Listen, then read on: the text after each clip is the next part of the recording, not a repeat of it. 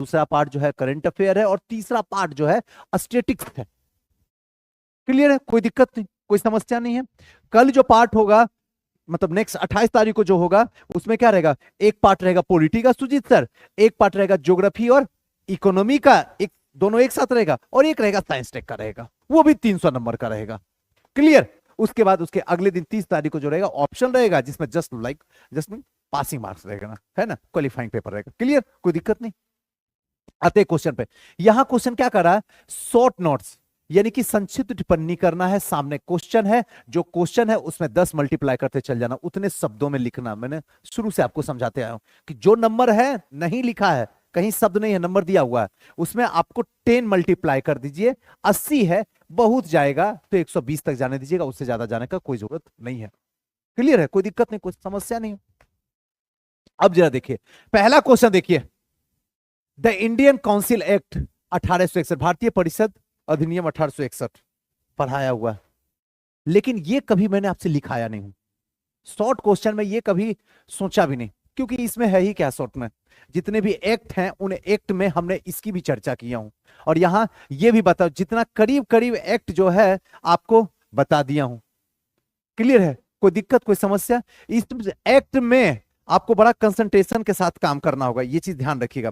Concentration के काम का मतलब in the sense Sujeet sir, कहने का मतलब इसमें आपको बताना है कि किस तरीके से ये एक्ट जो है काम कर रहा था, क्या इसका मेन मुख्य बिंदु था। मुख्य बिंदु अगर कहें तो सेंट्रलाइज था, डिसेंट्रलाइज था, विकेंद्रीकरण, सॉरी विकेंद्रीकरण कृत था, यानी क्या था, सेंट्रलाइज थी। उसका चर्चा इसमें सबसे ज्यादा आपको करना है। जो सदस्य थे, कितने सदस्य थे, उनके बारे में थोड़ा सा इसमें बताना हो। ये सब जो एक्ट है ना बाबू, इधर देखो, एक्ट जो है ना, ये एक एकलौता ऐसा है जिसमें आपको कुछ पॉइंट को याद कर जाना, तभी ये बनेगा। और हम कोशिश क्या करें, अभी तो आपको ऊपर ऊपर बस बताते चल रहे हैं, जो क्वेश्चन आया है, जो आप लोग लिखे हैं वो समझाते चल रहे हैं। जब लास्ट दिन हो जाएगा ना, तो हम सोच रहे हैं ओवरऑल सबका डिस्कशन के साथ बोर्ड पे, वो लिखा लिखी वाला नहीं, छापने वाला नहीं, डिस्कशन के साथ बोर्ड पे विथ फॉर्मेटिंग के साथ, एक छोटा थोड़ा सा बड़ा बनेगा, 2-3 घंटे का वीडियो बनेगा, 3-4 घंटे का, लेकिन ओवरऑल सबका करते हुए चल जाए। और ऑप्शन में हिस्ट्री का कैसा रहेगा, ठीक रहेगा, जिससे कि किसी भी इंसान को एक बार क्लिक करेगा और उसको उस साल का यानी कि 2025 का, यानी कि 17वीं बीपीएससी मेंस का सब एक जगह मिल जाएगा, टोटल सब कुछ। स्टैटिक्स छोड़ के, स्टैटिक्स तो मैथमेटिकल है, उसमें क्या करना, बाकी सब कुछ टोटल। क्लियर है, अभी बस इसे। दूसरा, भारत छोड़ो आंदोलन में बिहार की भूमिका, नहीं लिखे हैं, नहीं लिखे हैं, कम से कम ना कुछ भी बुरा स्थिति भी रहेगा तो 30 क्वेश्चन से ऊपर लिखे होंगे। हर बार आप ही ने बोलते थे, ए सुजीत सर एक ही क्वेश्चन में बार बार देते हैं, 3 दिन पहले दिए हैं ना, याद है, कुछ कुछ याद आ रहा है, याद इसलिए करवा रहा हूं ताकि आपको ये रहे कि देखो हमको लिखवाए। देखो ये कोई ऐसा क्वेश्चन नहीं है बाबू जो हमारे नोट से मिला या हमारी संस्था से मिला, नहीं, यहां ये मायने नहीं रखता है, ये जनरली सबको ही पढ़ के गया है, ये बात स्पष्ट बताता हूं। यहां मायने ये रखता है कि आपने पॉइंट वाइज लिखा, ध्यान से सुनना, पॉइंट वाइज लिखा या फिर स्टोरी वाइज लिखा, पहला मायने ये रखता है। दूसरा मायने यहां ये रखता है कि आपने फॉर्मेटिंग बनाया या नहीं बनाया, और तीसरा मायने ये रखता है कि आपने इंट्रोडक्शन कितना कमाल का किया। और ये तब होगा जब टेस्ट से नहीं, ये तब होगा जब प्रैक्टिस आप करोगे, डेली करोगे प्रैक्टिस, डेली 4-5 क्वेश्चन बनाओगे और डेली चेक कराओगे, और डेली टीचर आके बोर्ड पे क्या करेगा, डिस्कशन करेगा, वही सही बनाएगा, बाकी सब स्टोरी लिखेगा, देखते रहना। ये देखने के बाद आपको क्या है, हम तो समझा ही देंगे, हम तो बता ही देंगे, हमको तो पता ही है, लेकिन समाधान ये नहीं है। असली समाधान ये है कि इसको सही तरीके से किसने लिखा। क्या फॉर्मेटिव वाइज आंसर हुआ, पहली बात। दूसरी बात, क्या क्वेश्चन को समझ में आया, इंट्रोडक्शन हुआ, बात समझ में। और तीसरी बात, क्या पॉइंट वाइज शॉर्ट को लिखे हो या स्टोरी चला दिए हो। अगर किसी ने ये सब चीज को किया है उसको अच्छा नंबर आएगा, वो कोई नहीं रोकेगा, सबके नोट्स में सबके क्लास में ये पढ़ाया गया। ये हुआ एकदम सच का रास्ता। अब यहां पे क्या है, भारत छोड़ो आंदोलन में बिहार की भूमिका, कुछ भी नहीं है, भारत छोड़ो आप जान ही रहे, सारा कहानी आपको पता है। यहां मैन जो है ये बिहार की भूमिका है, इसमें सीधे चला जाएगा आजाद दस्ता वाला, और ये सीधे जेपी वाला चला जाएगा बात, वो इसमें जाके जोड़ना है। और तब बताना ये आंदोलन जो शुरू हुआ था वो किससे शुरू हुआ था, अहिंसा से, लेकिन ये आंदोलन आजाद दस्ता के आने के बाद ये आंदोलन सीधे मूव कर गया किस में, अहिंसा में। कि हिंसा में, हिंसा में शुरुआत हुआ अहिंसा से, और आगे चलने के बाद जैसे जैसे ये आंदोलन आगे बढ़ते गया, और खास करके जब जेपी मूवमेंट का हो गया, जब आजाद दस्ता का गठन हो गया नेपाल की तराई में, तब वहां के बाद ये आंदोलन जो हो है वो पूरी तरीके से क्या हो गया, हिंसात्मक हो गया। इसी को लिखना था। ये कौन सी बड़ी बात है, अभी बस हल्का सा समझाते हुए जा रहे हैं कि वाकई में आपको लगे कि हाँ हमने पढ़ाया, हमने लिखाया, हमने सिखाया, क्या क्वेश्चन डिट्टो आया कि नहीं, जीरोक्स छपा कि नहीं। नेक्स्ट, संथाल विद्रोह, संथाल मुंडा दोनों। अब संथाल विद्रोह को इसमें लिखा कैसे, तो वो तो बता ही देंगे। अब है कितने नंबर का, 8 नंबर का है, 80 शब्द में लिखना। पहले संथाल के बारे में बता देना, कारण क्या था उसी में बता देना, और फाइनली क्या परिणाम निकला वो बता के बाहर निकल जाना, खेल खत्म को, ज्यादा ड्रामा मत करना। 8 ही नंबर का, पकड़ो पॉइंट को, पकड़ो, क्लियर। नेक्स्ट, पटना कलम चित्रकला, हम बताते थे पटना कलम शैली आएगा इस बार, एकदम चर्चा का विषय है। हम ये नहीं कहते संजोग है, ये मेरा कोई नहीं है, भगवान का कृपा है, लड़ गया तो बोल रहे हैं, एकदम फिक्स था आएगा। आपको एकदम शुरू में लिखने बाद बोलते थे यहां से दिल कहता है, जो अपने मन से कहेंगे पकड़ के इसको ले चलो पहले, कैसे ही बताया, क्लियर है ना। तो पटना कलम चित्रकला, इससे आपको लिखना है। सारे के सारे चित्रकला चित्रकार जो हैं वो सबके सब क्या है, मेल है। मेल मतलब क्या है, पुरुष है, इसे पुरुष चित्रकला भी कहा गया। वैसे जैसे मधुबनी पेंटिंग को महिला चित्रकला कहा है, बहुत सारी बातें उसमें एडिट करके आपको कर देना है क्या क्या विशेषता है। नेक्स्ट, मौर्य कला का एवं मौर्य कला एवं स्थापत्य कला, स्थापत्य की चर्चा करना। कई बार क्वेश्चन लिखे हैं, जरा सा क्वेश्चन लिखे होंगे, देखा ही ना क्वेश्चन है कि नहीं, एक बार क्वेश्चन लिखे हैं, आप जाके जरा कॉपी एक बार चेक करके देखिए। हर 3 दिन के बाद एक बार कला कला कला, एकदम तय था कि कला से आएगा, और ये सब में था, बहुत प्रैक्टिस करवाए वही क्वेश्चन आया। यानी कि यहां अगर देखा जाए तो टोटल का टोटल क्वेश्चन जो है वो क्या कर रहा, मैच कर रहा। ये पोर्शन समाप्त। लेकिन मैच करने से आप वाहवाही लेकर चल जाइएगा यहां से। सबसे बड़ी बात है यहां पे करने का, तो हम भी यहां पे दिखा देंगे आपको नोट्स में, जितना बढ़िया से हम फॉर्मेटिंग करके नोट्स दिए हैं, शायद कोई जो दे, दिखाने का तो हम भी दिखाते हैं। वो दिखाने से हम अपना तो बड़ाई कर लेंगे, यहां लड़का तो आ जाएगा, लेकिन जिसको हमने बताया उसको अच्छा नंबर आया या नहीं आया ये मायने करता। और वो उसको तब अच्छा नंबर आएगा जब आप पूरे तरीके से स्टेप बाय स्टेप और प्रतिदिन टेस्ट लिए होंगे, वही अच्छा करेगा, बाकी सब भीड़ का पात्र होगा। मायने ये रखता है जो कोई बताने के लिए तैयार नहीं है। क्लियर हो गया, आगे बढ़े। चलो सुजीत सर आगे बढ़ो।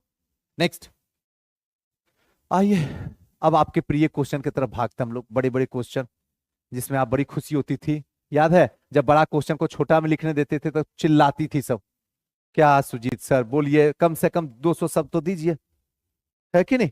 आओ नेक्स्ट चलते हैं। यहां पे क्या कहता है, चंपारण नील आंदोलन का वर्णन कीजिए। क्वेश्चन को ब्रेक करो। नील आंदोलन यानी 1917 भाग गया। चंपारण इससे पहले भी एक हुआ है, लेकिन बंगाल नदिया जिले में हुआ है, याद रखना। लेकिन यहां पे इंडिकेट किया गया चंपारण। गांधी जी 15 में आते हैं और 17 में बैठते हैं चंपारण में, आप ही का जिला में। क्लियर है ना, खुश हो रहे हैं क्या, हाथ देखो मेरा जिला भी सेंटर में है भाई, चर्चा का विषय कीजिए। भारतीय स्वतंत्रता संघर्ष में इसके प्रभावों की व्याख्या कीजिए। क्या प्रभाव पड़ा, क्या प्रभाव पड़ा। पहली बार सत्याग्रह हुआ, इससे पहले आज तक सत्याग्रह नहीं होता। तुम 2 को मारोगे हम 4 को मारेंगे, तुम 6 को मारोगे हम 8 को मारेंगे, यही सब होता था। अहिंसा है, सॉरी हिंसा ही होते रहता था। ये पहली बार है जहां पर सत्य हिंसा हुआ है कि नहीं। और पहली बार जीत भी हुई है और पहली बार अंग्रेज की हार भी हुई है, मोटा मोटी 300 साल में पहली बार, और उसे वापस भी करना पड़ा है। ये वही चंपारण सत्याग्रह है, नील आंदोलन है, जहां पे सबने अवज्ञा आंदोलन की नींव भी पड़ी है। और 30 नंबर का जितना चाहो उतना धुन के लिखो, जरा सा बताएं, कलेजा फाड़ दिए हैं बताते बताते, और डिस्कशन करते करते फॉर्मेटिंग में। वो नहीं कि लेके आए और यहां चिपका दिए, नहीं, एकदम डिस्कशन किए। कोई बोल के देखे मेरे को सामने। आप लिखने देते थे, अब क्या सुजीत सर एक एक दिन में 5-5 क्वेश्चन लिखने देते हो। अब समझ में आया? लिखा दिए तो खुल के बोल भी रहे, नहीं लिखाते कुछ नहीं करते तो हम बोलने लायक नहीं रहते। मेहनत बोलता है लेकिन समय पे बोलता है, तुरंत नहीं बोलता मेहनत। क्लियर? नेक्स्ट, भारतीय राष्ट्रीय आंदोलन के उदय में, पॉइंट को ब्रेक करो, भारतीय राष्ट्रीय आंदोलन जो हो रहा वो अब क्या हो रहा, जन्म ले रहा, उदय के ब्रिटिश नीतियां कहां तक जिम्मेदार थी? यानी ये क्या ऐसा काम कर दी जिसकी वजह से राष्ट्रीय आंदोलन, राष्ट्र में आंदोलन चलने लग गया? तोड़ दो ब्रेक करके, राजनीतिक, आर्थिक, सामाजिक, सांस्कृतिक, धार्मिक, और इनमें सबसे पहले नंबर पे रख दो आर्थिक। और आर्थिक में भी क्या रख दो, भू राजस्व बंदोबस्त, सेंटर में ले जाके चल दो, सबका जितना चाहो उतना लिख सकते हो, भू राजस्व बंदोबस्त लिख दो। और भू राजस्व बंदोबस्त में क्या, बंगाल में कौन सा लगा हुआ है, अस्थाई बंदोबस्त, उसके बाद आगे चल के तमिलनाडु में रैयतवारी, पंजाब में महालवारी, पूरे हिंदुस्तान के 100% में यही तीनों जो था, ये टैक्स लगा हुआ था, जिससे किसानों के कमर को तोड़ दिया, आम लोगों के कमर को तोड़ दिया। जो जमींदार थे वो किसान हो गए, जो किसान थे वो मजदूर हो गए, और जो मजदूर थे वो पलायन हो गए। यही सबसे बड़ी कारण रहा कि आगे चलकर राष्ट्रीय आंदोलन का उदय हुआ। क्या है क्वेश्चन में, बताओ? अब बार बार बोलने में भी अब लगता है कि कहेगा कि हर बार बोलता है 10 बार 20 बार, ये भी दिक्कत है ना। लिखवाएं, जरा सा करवाएं मेहनत।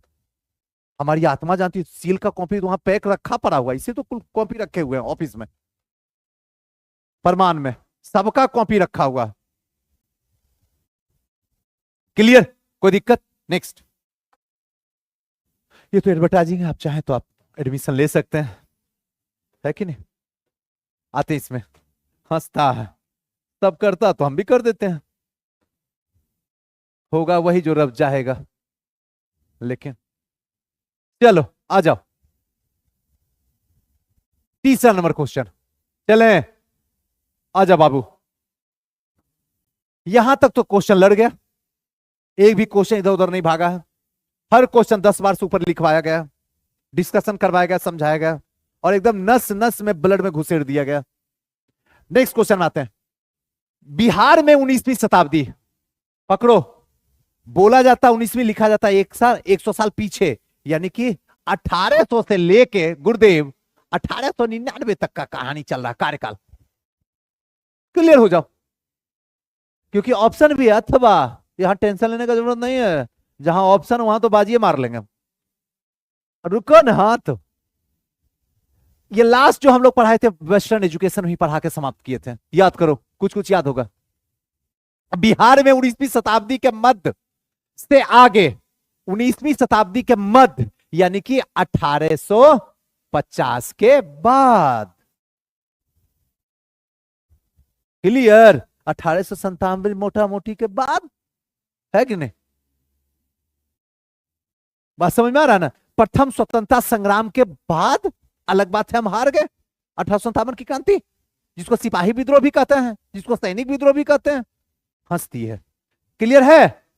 अब 1857 के ऐसे 50 मोटा मोटी, लेकिन मध्य के बाद आगे पश्चिमी शिक्षा के फैलाव का परीक्षण कीजिए, एक एक साल 22 साल किए हैं, डिटेल बताएं कहां कहां कौन सा इंस्टीट्यूट खुला है, उस इंस्टीट्यूट का क्या काम था, चाहे वो मेडिकल की बात हो, चाहे पशु वाली वेटनरी की बात हो, है कि, चाहे इंजीनियरिंग कॉलेज की बात हो, चाहे हाई स्कूल की बात हो, चाहे महिलाओं की, लड़कियों की पढ़ने की बात हो, एवरीथिंग। लेकिन हमको पता नहीं है सर कि कौन से साल में कहां खुला, क्या खुला, छोड़ दो, नहीं टेंशन लेने का नहीं है। दूसरे क्वेश्चन में आप एक बार देखने में दिया, क्या दिक्कत है ना, ऑप्शन दिया हुआ भाई, कर तो ये, करवा तो ये भी दिया, लेकिन हो सकता है वहां जाके दिमाग इधर उधर वाइब्रेट हो रहा हो। चलो आप महात्मा गांधी के रचनात्मक कार्यों का आकलन कीजिए। ओ माय गॉड, ये तो सबसे आसान है, बच्चों जैसा। रचनात्मक कार्य का मतलब यह होता है कि कुछ अलग करना, जैसे आप में एक रचनात्मक कार्य है कि आप डेली क्वेश्चन आंसर राइटिंग करवाते हैं और डिस्कशन करवाते हैं। अभी तक पटना में कोई नहीं करवाता डेली, फाउंडेशन से लेके कहां तक, मेंस तक। मेंस ही नहीं, प्रीलिम्स में भी, प्रीलिम्स में भी लिख के लाओ, चेक होगा उसका। अगर उसका सुनना है डिस्कशन तो मेंस में बैठ जाओ। हम झूठ नहीं बोल रहे, हकीकत जो है, जिसको मानना माने, जिसको नहीं मानना तेल लेने जाए। ये रचनात्मक है जो एक अलग काम करते हो गुरुदेव। आप में एक अलग काम है कि आप डेली अटेंडेंस ले रहे हो, ये बड़े कमाल की बात है। आपका एक रचनात्मक कार्य है कि आप डेली डायरी मेंटेन कर रहे हो, कौन टीचर आ रहा है, कौन क्या पढ़ा रहा है, कितना देर पढ़ा रहा है, कौन सा टॉपिक पढ़ा रहा है, ये एक अलग काम किए हो, ये रचनात्मक हुआ। पढ़ाना तो हर कोई इसी पढ़ा रहा, मुंह से पढ़ा रहा, हर कोई तो स्मार्ट बोर्ड से ही पढ़ा, ये रचनात्मक कार्य थोड़ी। जो अलग कर रहे हो, जो कोई नहीं पटना में कर रहा, वो कर रहे हो। आप घर जाने से पहले सुनामी गुरु को इन्फॉर्म करोगे, हम घर जा रहे हैं, तब घर निकलोगे। बिना इन्फॉर्म किए सवाल नहीं उठता, पटना से बाहर निकल जाओ। ये क्या हुआ, एक कुछ अलग आप कर रहे हो मार्केट में। अलग बात है, थोड़ा समय लगेगा, लेकिन जब ये लगेगा तो निकलेगा। एक रचनात्मक कार्य है कि इकलौता आपका संस्था है पूरे पटना में जो सिर्फ बीपीएससी को पढ़ाता है, बाकी किसी को बैठने तक नहीं देता है, पढ़ना तो दूर की बात है। अब कुछ कुछ पता चला, इसका मतलब रचनात्मक है। अब सबसे पहली बात इनकी बात, महात्मा गांधी की रचनात्मक की, बताओ क्या क्या हो सकता है, अंदाजा लगाओ, बताओ। जब तक नहीं बताओगे इसी रहेंगे बैठ खड़े। सत्य, अहिंसा, छुआछूत की भावना को ना, स्वच्छता की बात, स्वच्छता नहीं समझते हैं, समानता की बात करना, क्या क्लियर, आजादी की बात करना, देश के अंदर क्या है, सौहार्द की बात करना, हिंदू मुस्लिम एकता की बात करना। यही तो अलग चीज होती है जो औरों से अलग आपको निकाल रही है। औरों से अलग आपको क्या है, प्रतिष्ठा दिलाती है। आप पार्ट वाइज करके सबको डिस्कशन कर दीजिए, 4 पॉइंट उठाइए, 4 पॉइंट उठा के उसको डिस्कशन कर दीजिए। क्या है क्वेश्चन एकदम, हाँ लिखने आना चाहिए, लिखने नहीं आएगा तो क्वेश्चन भारी है, समझ के भी नहीं होगा। देखो नहीं भी कोई एक आध बार पढ़ भी लिया होगा तो उसको समझ में आ रहा होगा, जब लिखने बैठेगा तो हवा निकल जाएगी उसकी। और गर्मी है, एक तो बाहर में ग्लोबल वार्मिंग और अंदर में क्वेश्चन का ना आना, वो गर्मी टकराएगा तो फाड़ देगा। दोपहर का टाइम है, तो जिसका प्रैक्टिस होगा वही तोड़ के ले जाएगा, जिसका प्रैक्टिस नहीं होगा वो टूट के निकलेगा एग्जामिनेशन हॉल से। मानती हो ना, यहां प्रैक्टिस, सारा चीज प्रैक्टिस का खेल हो रहा है। समझ में आने से क्या होगा, जब लिखने ही नहीं आ रहा। कहानी लिख के आओगे, हिस्ट्री में नंबर मिलेगा, दुनिया में हर सब्जेक्ट में मिलेगा, हिस्ट्री में गलती से नहीं देगा नंबर। और उसमें भी जानेगा कि सुनामी गुरु पढ़ाता और नंबर काट लो। क्लियर हो गया, तो एक ना बना तो दो, बन तो जाएगा दोनों। जो इच्छा आपको लगे, दोनों ऑप्शन आपके पास में, एक को लिख डालो, काम खत्म करो, आगे चलें। सेक्शन 2 क्लियर, सेक्शन 2 में चलते हैं। आइए, यहां क्या है, निम्नलिखित प्रश्नों के उत्तर दीजिए, सामने नंबर है, पेन मैन। चले, दिल्ली विधानसभा चुनाव 2025 में आम आदमी पार्टी की हार के बाद विपक्षी दलों की एकजुटता और गठबंधन की राजनीति की दिशा पे क्या करो, चर्चा करो। ये किसी ने सोचा नहीं होगा, ये क्वेश्चन को नहीं किसी ने सोचा होगा क्या होगा। लेकिन ये क्वेश्चन, एक चीज समझ में आ रहा है यहां के बाद, कि जिसने न्यूज़पेपर को अच्छे से 1 साल का खंगाला होगा सुजीत सर, उसको किसी के दरबार में जाने का जरूरत नहीं पड़ेगा, कोई इंस्टीट्यूट में। और एडिटोरियल में ये चर्चा किया हूं, सारा चीज चर्चा है।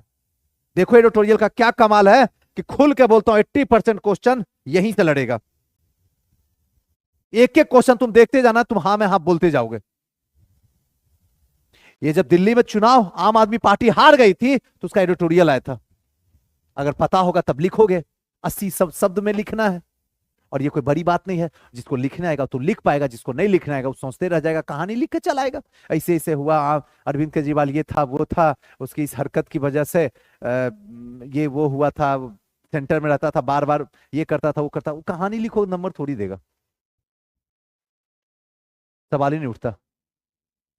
क्लियर, नेक्स्ट दूसरा, एक सेकेंड बाबू, चलो आ जाओ।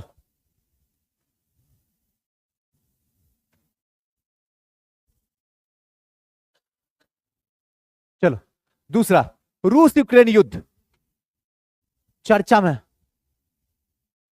एक बार क्या कम से कम 5 बार पढ़ाए होंगे रूस यूक्रेन का, with mapping, with formatting, with discussion और सामने में लाके। अब ये क्वेश्चन में कई लोग फंस जाएंगे, कहो कैसे फंस जाएंगे, तुम पढ़ो तुम फंस जाओगे। अब देखो क्वेश्चन क्या करा, रूस यूक्रेन युद्ध को 3 वर्ष पूरे हो गए, हो गए तो हो गए, मेरे को क्या मतलब है, कुछ हो जाए 3 वर्ष हो जाए 30 साल हो जाए, मेरे को क्या मतलब है। लेकिन ये 3 वर्ष पूरा कर दिया तो दिमाग में कंफ्यूजन क्रिएट कर, 3 वर्ष पूरे, यानी क्वेश्चन से पहले तुमको डरा दिए, डरा तो मरा। अब आगे चलो, इस युद्ध के कारणों पर प्रकाश डालते हुए और इसे विश्व राजनीति पर पड़ने वाले प्रभाव की चर्चा कीजिए। कुछ नहीं है क्वेश्चन में, क्वेश्चन में क्या है आपको समझा देंगे, 2 मिनट में लिख दीजिएगा।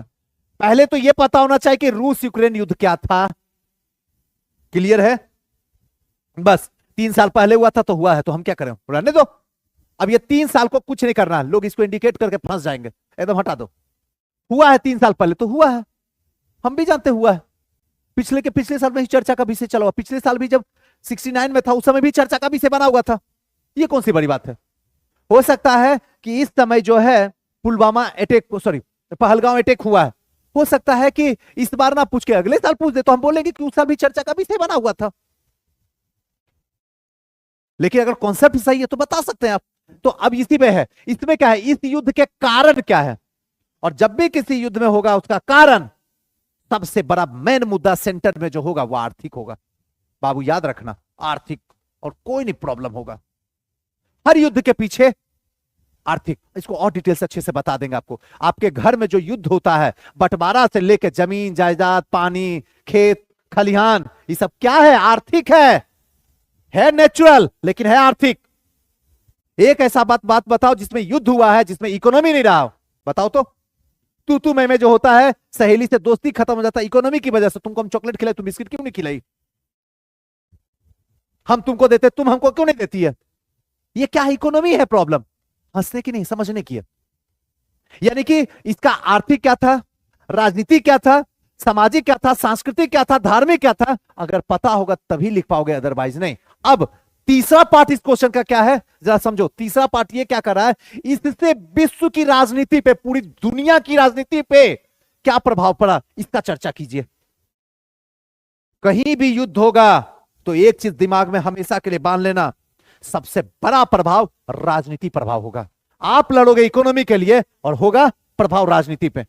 घर में भी लड़ाई होगा इकोनॉमी के लिए, लेकिन परिवार टूटेगा बाबू, प्रभाव पड़ेगा परिवार पे, और जब परिवार टूटेगा तो समाज पे प्रभाव पड़ेगा। समाज वो इज्जत नहीं देगा जो साथ में थे, देख लो जाके समाज में।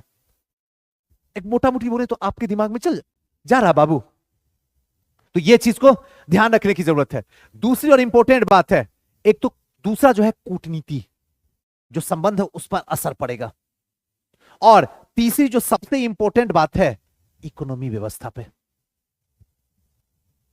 क्योंकि जब लड़ाई होगा तो सब देश का कोई ना कोई जो है उसका साथी है, बात समझ ना। अगर मान लो कि ये इससे लड़ जाती है तो इसकी सहेली ये है, ये भी मने मन इसको आंख दिखाएगी, मत जाना सहेली, नहीं तो देख लेना हम तुम्हारा पूरा तेल बंद कर देंगे।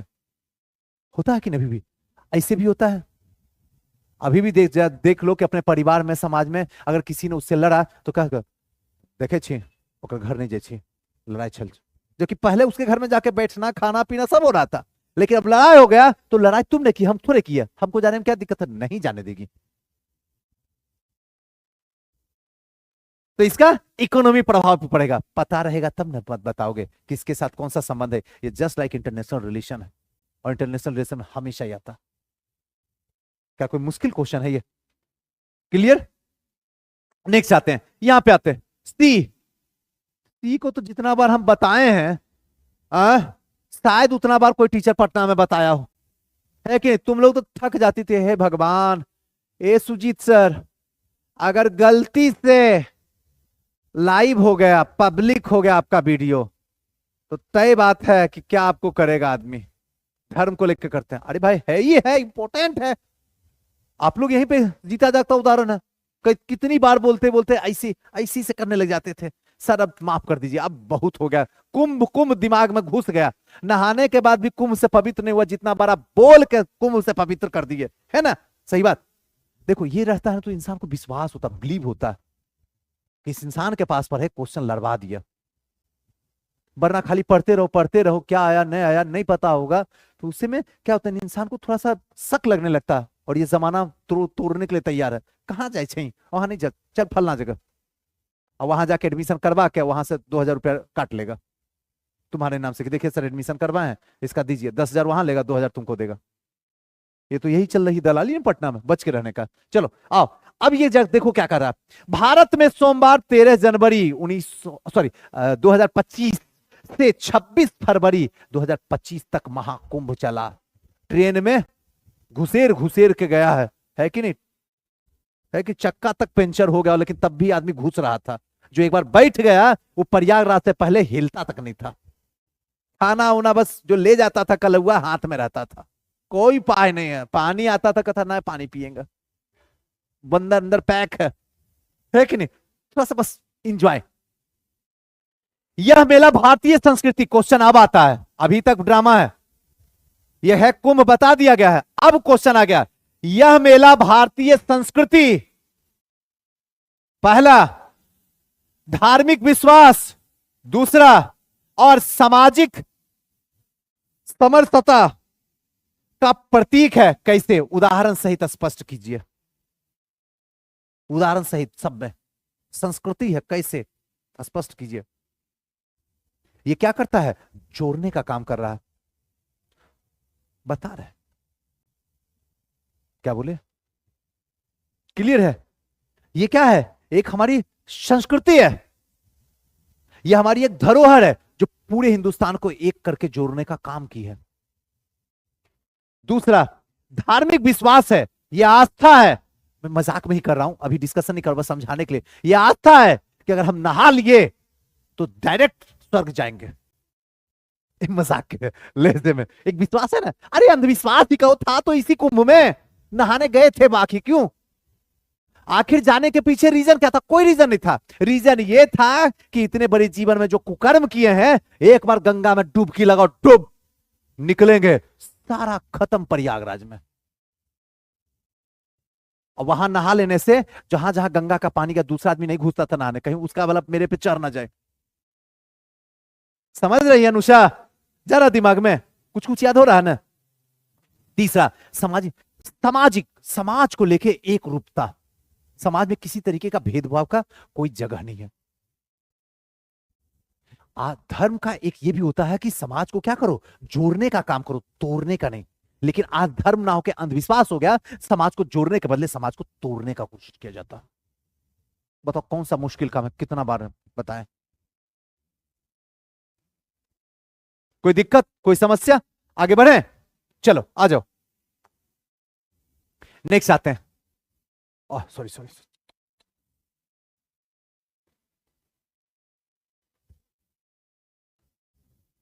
चलो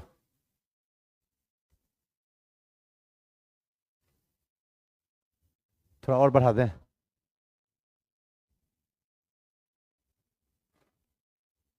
आओ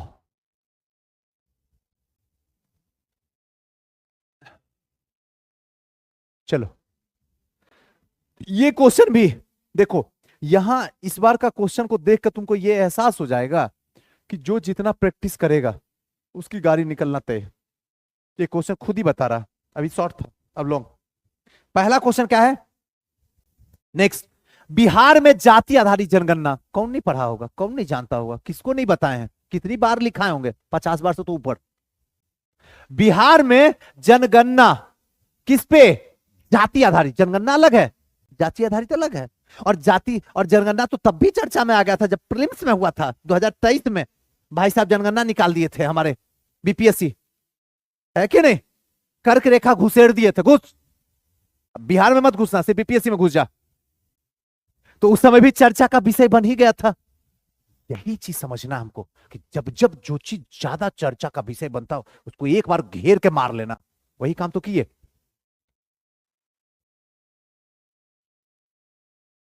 जातिगत जनगणना तो इससे पहले भी चर्चा का विषय था, चल रहा था, आज तो है चर्चा का विषय। अब इसमें क्या करना, जाति आधारित जनगणना की आवश्यकता, महत्व पर विशेष प्रकाश डालिए। आखिर जाति आधारित जनगणना क्यों आवश्यक पड़ी, आवश्यक क्यों पड़ी? जब भी आवश्यकता की बात होती है तो सब चीज में, राजनीतिक, आर्थिक, सामाजिक, आपको बता ही दिया बांट देने का। नंबर देख लीजिए कितने नंबर का है, 7 नंबर का है।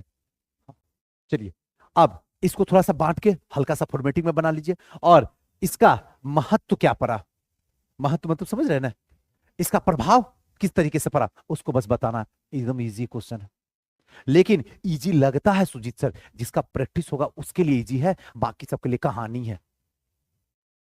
और जब जब कहानी लिखिएगा संभव नहीं है।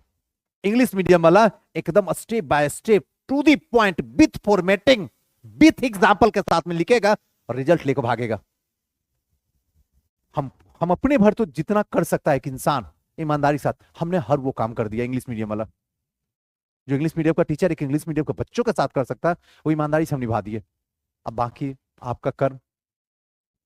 नेक्स्ट, ये नवनिर्वाचित राष्ट्रपति डोनाल्ड ट्रंप के नेतृत्व में संयुक्त राज्य अमेरिका का राष्ट्रीय एवं अंतरराष्ट्रीय स्तर पर भविष्य कैसा होगा, तर्क सहित विश्लेषण कीजिए। कैसा होगा वो पता ही है, ये क्वेश्चन हम आपको कभी नहीं बताए। बिल्कुल बिल्कुल टैरिफ, एकदम बोलने वाली बात है, चर्चा का विषय रहा, अभी भी चर्चा का विषय बना हुआ है पूरे तरीके से, इसी पे बात करना। क्लियर? अब नेक्स्ट यहां देखना, क्लियर हो गया ना 7 नंबर का। अब आते हैं 38 नंबर वाले पे। मैन तो है कि 38 नंबर वाला जो क्वेश्चन है ना गुरुदेव, वो सही हो जाए ना तो मजा आ जाए, उसके बाद दिक्कत नहीं है, कोई प्रॉब्लम नहीं है। 38 नंबर वाला सही हो जाना चाहिए। अब देखिए नेक्स्ट क्वेश्चन, इसका भी चर्चा कई बार की है, कई बार। कैसे किया, जरा ध्यान से सुनना। उत्तराखंड भारत में एकमात्र नागरिक संहिता लागू करने वाला पहला राज्य बन गया।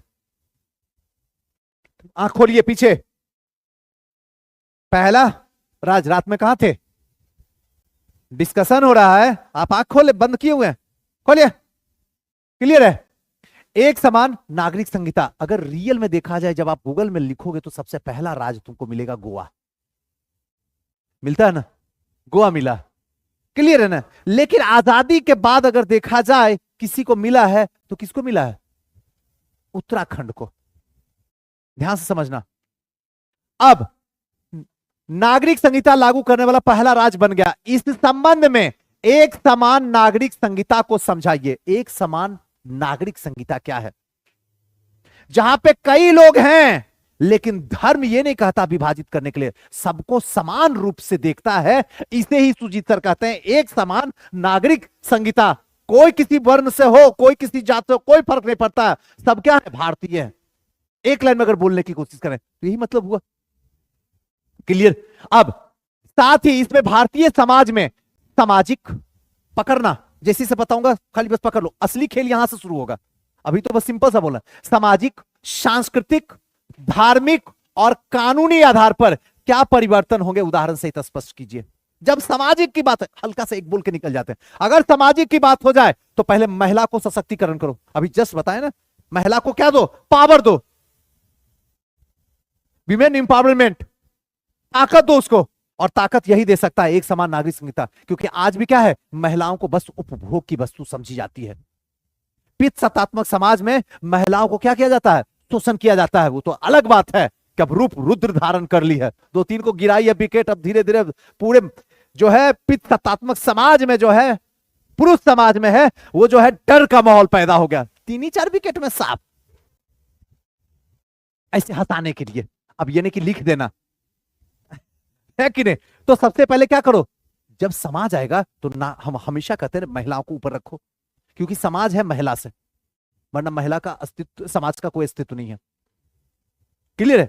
जब महिला आ गई तो वहां शिक्षा घुसेगा, और जब शिक्षा घुसेगा तो प्रथाएं समाप्त होगी, और जब प्रथाएं समाप्त होगी तो क्या होगा, लिंग भेद की नीति समाप्त हो जाएगी। लिंग भेद, स्त्रीलिंग पुल्लिंग का नीति समाप्त हो जाएगी, और समाज क्या हो जाएगा, संपन्न हो जाएगा। 2 एग्जाम्पल लिखो जिसमें लिखना है। धर्म की बात हो तो यहां पे कोई भी धर्म नहीं होगा, यहां सिर्फ एक ही धर्म होगा, और वो धर्म क्या होगा? जिसमें मानवता का पाठ पढ़ाता है, जिसमें सबको जोड़ के रखता है। फॉर द एग्जाम्पल, बाबा साहब का कॉन्स्टिट्यूशन। धर्मनिरपेक्ष राष्ट्र है, यहां कोई धर्म नहीं है और कोई धर्म कोई बना भी नहीं सकता है। यहां सभी धर्म का सम्मान है, चाहे वो हिंदू हो, मुस्लिम हो, सिख हो, ईसाई हो, पारसी हो, जैनिस्ट हो, बौद्धिस्ट हो, सबका सम्मान है। नहीं बताया क्या? लेकिन वही चीज है, लिखना आना चाहिए, क्वेश्चन पकड़ना आना चाहिए, ब्रेक करना आना चाहिए, तो आसानी से इंसान लिख लेगा, नंबर लूट के लेके चल जाएगा। और शिकायत करने वाले तो पूरी जिंदगी शिकायत ही करते रह जाएंगे, तो उससे क्या फर्क पड़ता है? जिंदगी आपको सुधारना, मेरे को थोड़ी। ये हो गया। अब नेक्स्ट आते हैं, चलो। एक तो हुआ ये एक समान, इसका दूसरा अथवा। ये तो आराम से ऊपर वाला बन ही जाएगा, कोई दिक्कत नहीं, लेकिन अथवा भी एक बार देख लेते हैं। अथवा देखने में क्या दिक्कत है? पैसा लग रहा है। आओ चलो,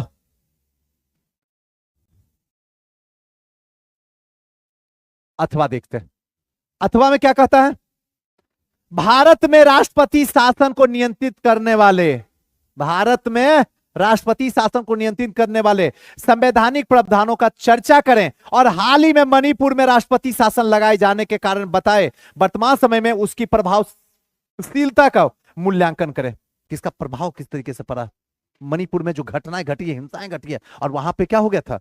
राष्ट्रपति शासन। बताओ दुनिया में कौन किताब से पढ़ोगे तुम? बताओ, एडिटोरियल का पार्ट है, जब पढ़ाते हैं तो कहते हो नहीं पढ़ाओ। ये कितना बड़ा महत्व है जो तुमको फ्री में मिलता है। पूरे पटना में एक लौता इनक्रेडिबल जीएस में, और जितने भी क्वेश्चन देखो, कम से कम अभी तक में 80% क्वेश्चन हिस्ट्री वाला छोड़ दो, सिर्फ हिस्ट्री का हटा दो, तो सारा एडिटोरियल से मिल रहा। अब यकीन हुआ आपको, भरोसा हुआ कि न्यूज़पेपर कितना बड़ा ब्रह्मास्त्र है। इंग्लिश मीडियम वाला जो है एनसीईआरटी भी पढ़ता है, एडवांस भी पढ़ता है, लेकिन इन दोनों से ज्यादा वैल्यू जो देता है वो देता है एडिटोरियल को। 2-3 घंटा उसको चिबाता है, रगड़ता है, और जो रगड़ेगा वो लिखेगा, जैसे आप लिख रहे हैं। अंतर यह है कि यहाँ पे पढ़ाया जाता है और वहां वो खुद ही पढ़ता है, तो आपको आसान हो जाता है रास्ता। दोनों में से जो आपको अच्छा लगता है, एक न एक तो अच्छा है ही है, आसान है ये। आप लिख दो एक समान नागरिकता। जिसको राष्ट्रपति शासन के बारे में लिखना है मणिपुर में, तो मणिपुर वाला जो घटनाएं हैं, उस घटना को बताने की जरूरत नहीं है। आज भी जब याद आता तो दिल वही दृश्य